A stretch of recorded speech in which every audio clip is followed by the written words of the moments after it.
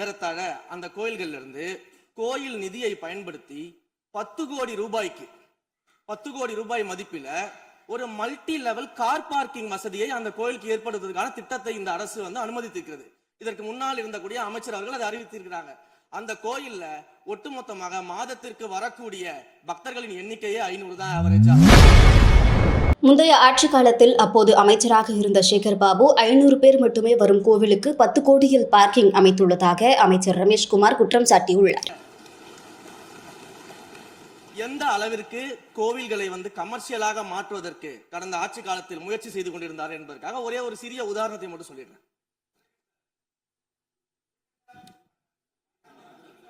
அருள்மிகு குன்னூரில் இருக்கக்கூடிய அருள்மிகு விநாயகர் திருக்கோயில், ஏறத்தாழ அந்த கோயில்கள்ல இருந்து கோயில் நிதியை பயன்படுத்தி 10 கோடி ரூபாய்க்கு 10 கோடி ரூபாய் மதிப்பில ஒரு மல்டி லெவல் கார் பார்க்கிங் வசதியை அந்த கோயிலுக்கு ஏற்படுத்துவதற்கான திட்டத்தை இந்த அரசு அனுமதித்திருக்கிறது.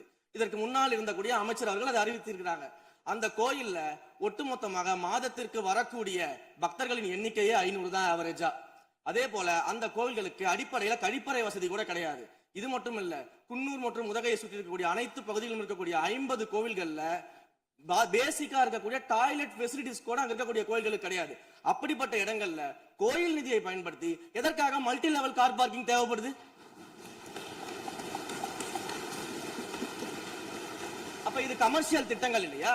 கோவில் நிதியை இப்படி கமர்ஷியலாக பயன்படுத்துவதற்கு எதிராக தான் நாம இந்த திட்டங்களை எல்லாமே தடுத்து, இந்த திட்டங்கள் தேவையில்லை, அதற்கு பதிலாக நம்முடைய அரசாணையிலே வெளியிட்டிருக்கிறோம். மிக தெளிவாக கடைசி வரியை படித்து பார்த்தால் எல்லாருக்கும் தெரியும். இந்த கோவில் நிதியை பயன்படுத்தி கோவிலும் பக்தர்களும் பயன்படக்கூடிய வகையில மாற்று திட்டங்களை உருவாக்கும் வரியை நம்ம மென்ஷன் பண்ணியிருந்தோம்.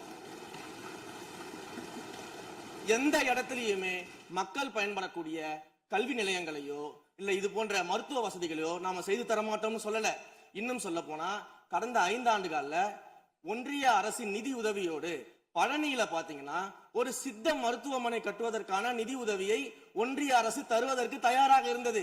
ஆனா கடந்த ஆட்சியில அந்த திட்டத்தை அப்படியே கிடப்புல போட்டுட்டு கேட்டா ரெக்கரிங் செலவை எங்களால ஏத்துக்க முடியாது அப்படின்னு சொல்லி கிடப்புல போட்டு வச்சிருந்த இந்த திட்டத்தை நாம இன்றைக்கு கையில் எடுத்து அதை துவங்குவதற்கான ஆய்வில் இறங்கியிருக்கிறோம். அப்ப எந்த இடத்திலையுமே மக்கள் பயன்பெறக்கூடிய திட்டங்களை நாம தடுக்கவும் இல்லை, நாம யாருக்கும் பி டீமாக இருந்து வேலை செய்ய வேண்டிய அவசியமும் இல்லை. கோயில்களின் நிதியை ஒரு காலமும் கமர்ஷியலாக பயன்படுத்த வேண்டிய அவசியமும் மாண்புமிகு தமிழ்நாடு முதலமைச்சர் தலைமையிலான தமிழக வெற்றி கழகத்தின் ஆட்சி.